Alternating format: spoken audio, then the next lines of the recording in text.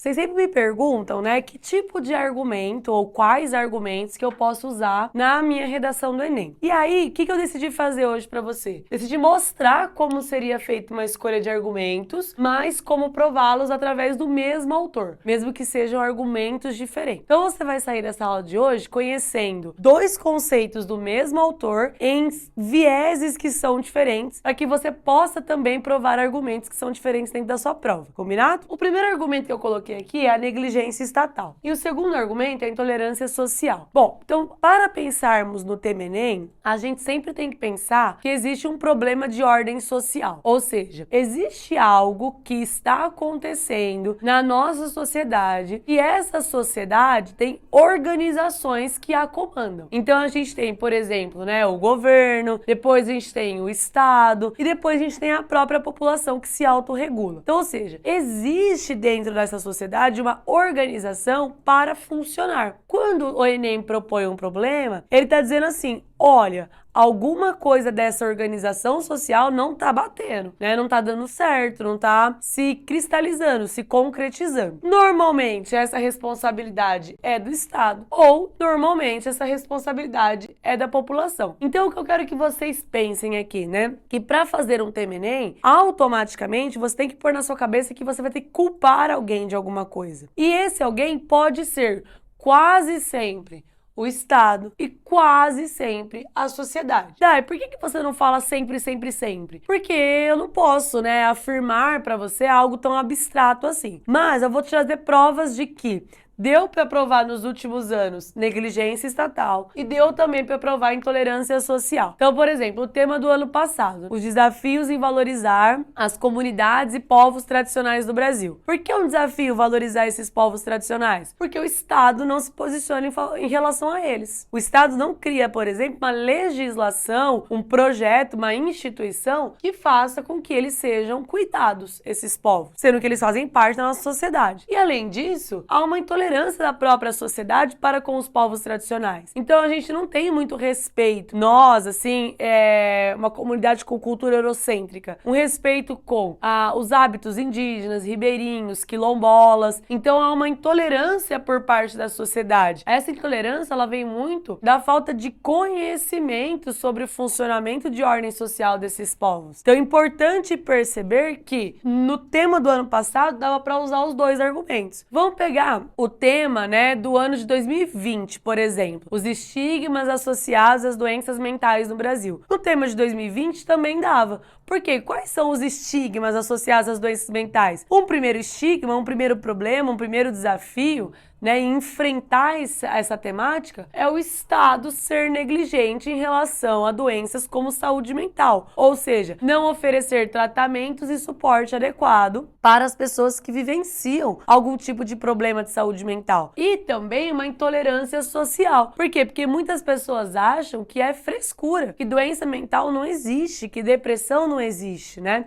Que angústia, ansiedade são coisas de gente fresca. Então percebam que em outro tema completamente diferente, eu consigo usar os mesmos argumentos. Vamos pegar um outro tema, por exemplo, de 2016, caminhos para combater a intolerância religiosa no Brasil. Cara, lá em 2016 também dava para usar negligência estatal e intolerância social. Por quê? Um dos desafios de eu combater uma intolerância religiosa é o Estado ser negligente quanto à consolidação e o respeito de leis a todas as religiões, a todo o sincretismo religioso existente no Brasil. Então, por exemplo, nós temos uma bancada que é evangélica, dentro de um estado que é laico. E aí, se eu tenho uma bancada que é evangélica, como é que ficam os ubandistas, por exemplo? Como é que ficam as demais religiões? Então, eu tenho uma negligência estatal em aplicar ou uma laicidade de vez, em que nenhuma das religiões tem vez dentro do Estado, ou uma igualdade de participação de todas. E por que uma intolerância social? Porque há muito preconceito, né, enraizado em relação, principalmente, a religiões que não são de cunho cristão dentro do país. Então, ou seja, as pessoas são intolerantes umas com as outras exatamente pelo desconhecimento, pela falta de informação em relação a hábitos, costumes e crenças de demais religiões. Enfim,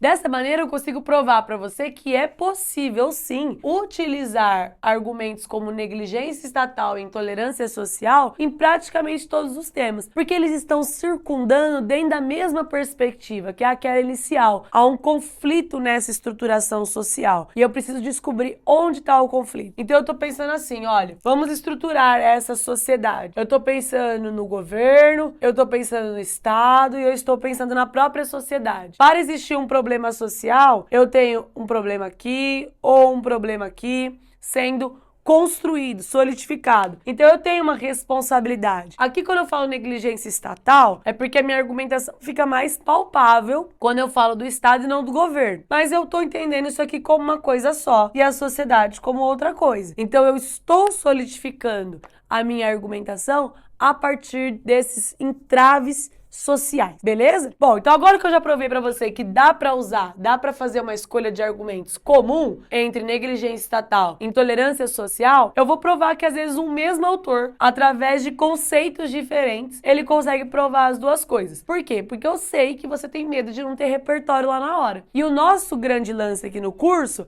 é pensar em repertórios que te ajudem a sustentar essa ideia. Então, eu preciso provar que há uma negligência estatal. E eu preciso provar que há uma intolerância social, perdão. Então eu preciso que algum autor, algum livro, algum filme, alguma teoria corrobore, colabore, ajude, construa nessa ideia. Bom, eu peguei aqui o conceito de instituição zumbi do Zygmunt Bauman. No que caracteriza a ideia de instituição zumbi?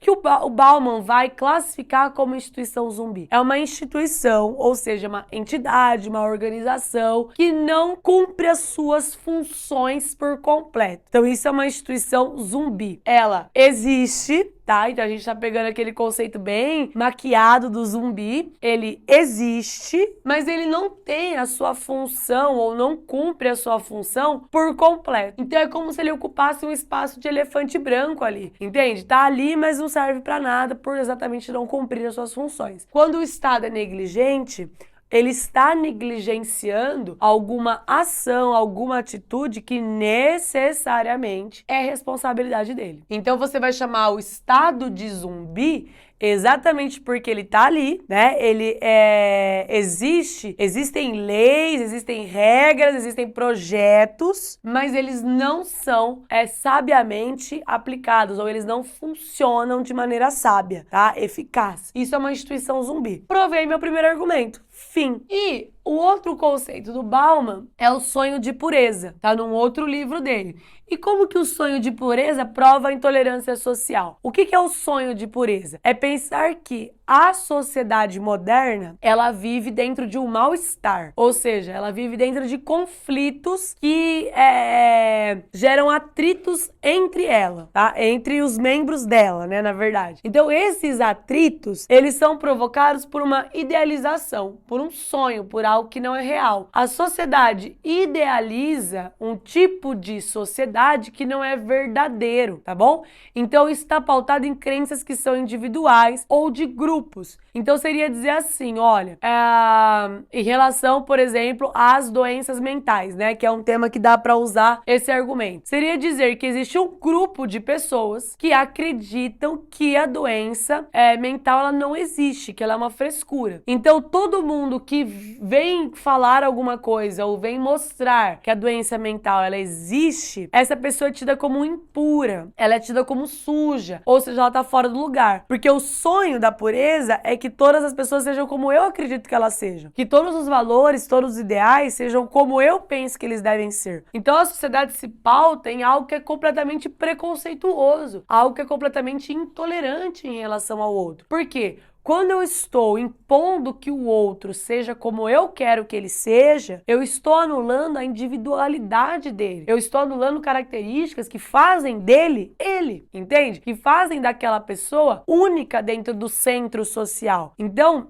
estabelecer uma meta de pureza é estabelecer lugar para as coisas, função para elas. Cara, imagina que você está numa sala de aula, você senta todo dia no mesmo lugar, certo? Você escolheu aquele lugar, você escolheu pertencer àquele espaço. Aí eu chego, entro na sala e coloco você em outro lugar e te obrigo, a partir daquele momento, a sentar ali. Não é um lugar que você escolheu, não é um lugar que você se sente bem. É um lugar que eu acho que é certo. Então isso é a materialização do sonho de pureza. Parece que você não pode ocupar o lugar que você decidiu. Você tem que ocupar o lugar que eu decido. Entende? Então eu não respeito as suas escolhas. O sonho de pureza seria exatamente dizer que as suas escolhas são piores, que as suas escolhas não são plausíveis, que elas são ruins. Então, assim, usando o conceito de sonho de pureza do Bauman, eu consigo provar que há uma intolerância social, há uma tentativa cruel de um grupo majoritário, normalmente dominante, né, opressor, de pessoas colocarem as pessoas, as demais pessoas da sociedade, em caixinhas e dizer que elas pertencem àquilo e pronto, acabou. Se elas saírem daquilo, elas são sujas, elas são impuras, elas estragam a convivência social. Combinado? Então, pra hoje, você tem a escolha do argumento, quase sempre podem ser esses argumentos, mas como prová-los. Então o seu parágrafo, ele tá basicamente pronto. É isso, até a próxima.